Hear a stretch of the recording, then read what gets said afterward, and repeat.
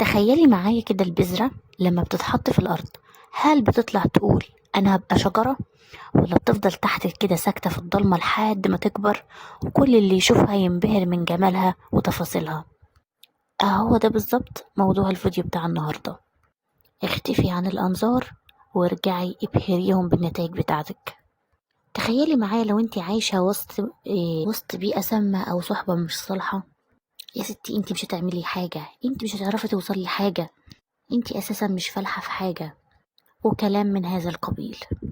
هم نفس الفئة دي بالظبط لما تبدأي حياتك تتحسن وتتغير وتبدأي تكوني إنسانة جديدة. هم نفس الأشخاص اللي بيقعدوا يسألوكي ايه ده، ازاي عملت ايه، ده انت صاحبتي، ده انت حبيبتي، علشان شايفينك انك بقيتي شخص مختلف، سواء في جسمك، في ثقتك في نفسك، في نجاحك، في فلوسك، كله اتغير. نفس الأشخاص دي اللي أنا بقولك ابعدي عنهم خالص من البداية.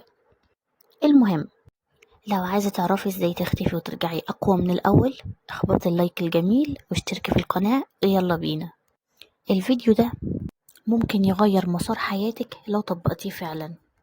كتير مننا بيحاول انه يتغير، ولكن بيعمل أكبر غلطة، ان هو بيحاول يتغير قدام الناس، بيحكي لأصحابه أو للناس اللي حواليه كل الخطط اللي عايز يعملها. أو مثلا لو عايزة تخس أو عايزة مثلا تشتغل أو عايزة تتعلم حاجة جديدة، أنا هعمل كذا، أنا قررت أعمل كذا، ومش بتعمل أي حاجة في حياتها. حتى لو حست إن هي مبسوطة، على طول نزلي حالة، على طول نزلي ستوري، لازما كل خبطة الناس كلها تعرفها. وبعد ما بيعمل كل ده أو بتعمل كل ده، بترجع تقعد مكانها وما بتعملش أي حاجة. هقولك على الطريقة اللي بتستخدمها الناس الناجحة، اللي فعلا قدرت تحقق نجاحات وقدرت تغير الواقع بتاعها، وهي ببساطة اختفي واشتغلي في السر.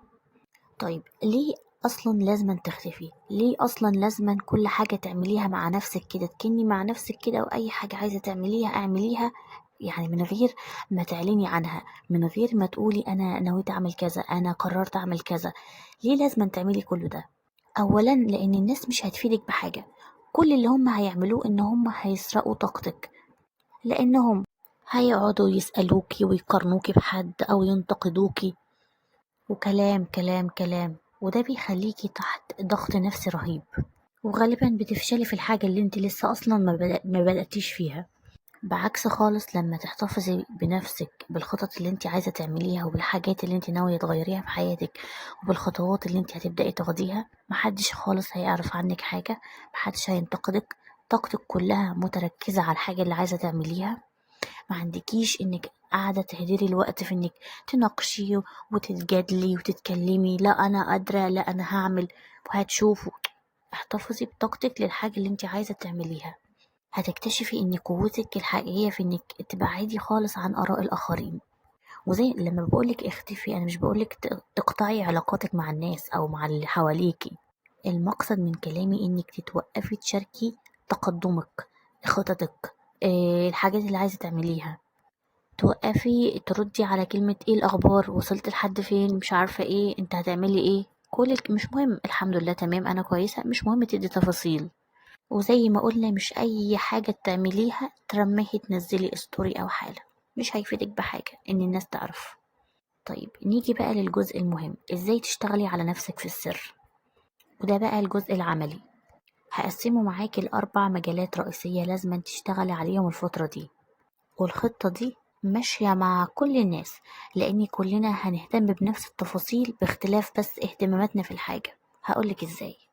أول حاجة هنهتم بجسمنا وصحتنا، دي رقم 1، سواء انت حد عايز يخس أو حد عايز يهتم بصحته عموما.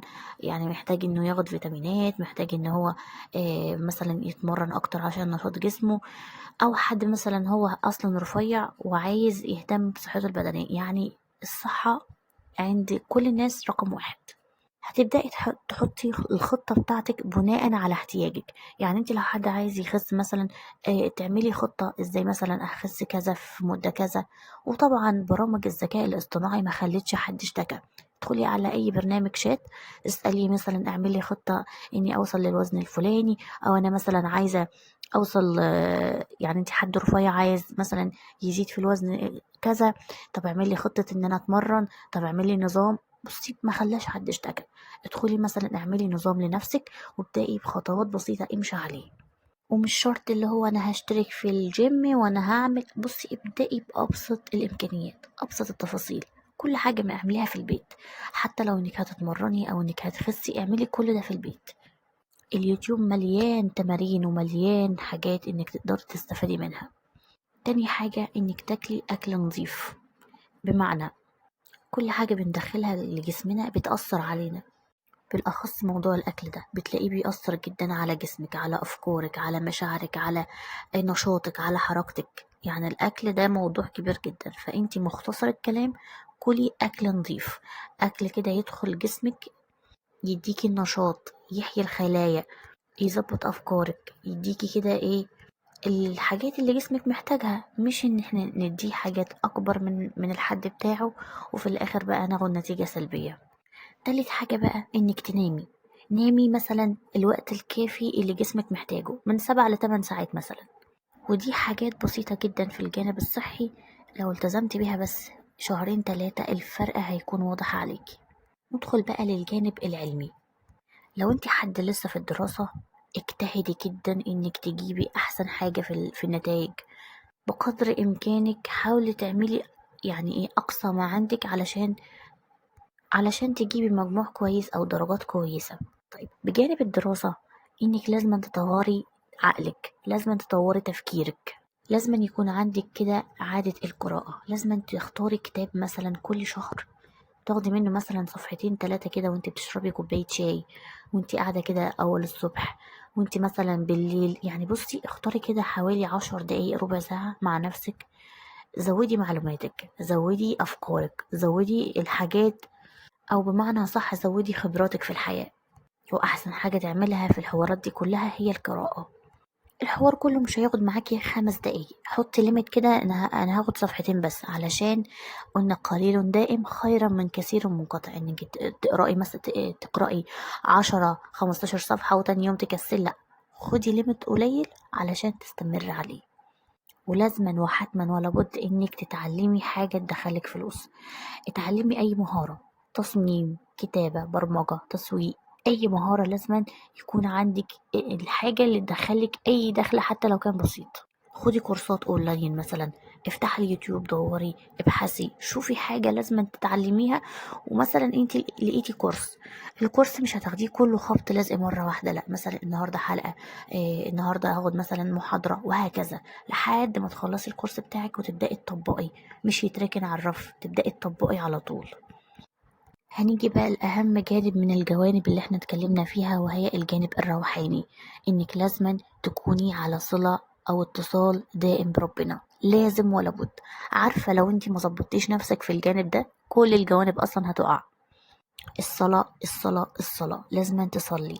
ولو انتي حد طبعا ملتزم، وده شيء اكيد معاكي كمسلمة، شوفي مثلا حاجة عايزة تظبطيها في الصلاة بتاعتك، انك تدخلي مثلا مع اول ما الاذان يأذن تدخلي تتوضي وتصلي. إيه عايزة تظبطي مثلا انك إيه ما تسرحيش.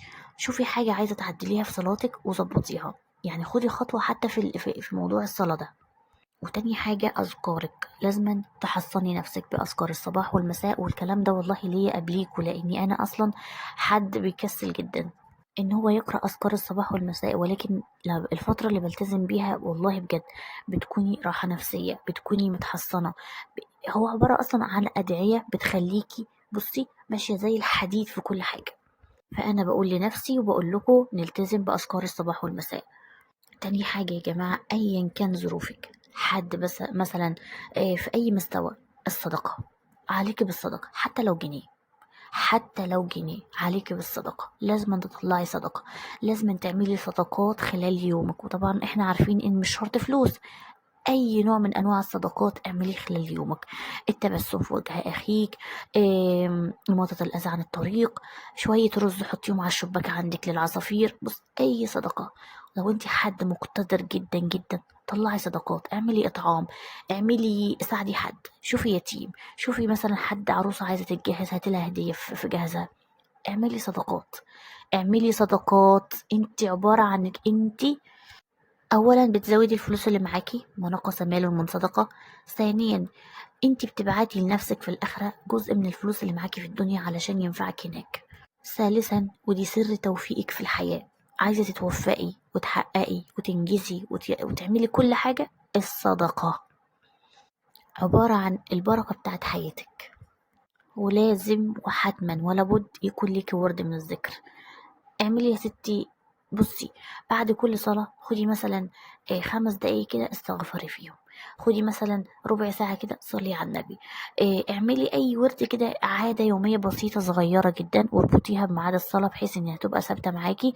بعد ما تخلصي الفرد بتاعك اقعدي على السجادة واذكري ربنا كده 10 دقايق ولا حاجة وقومي.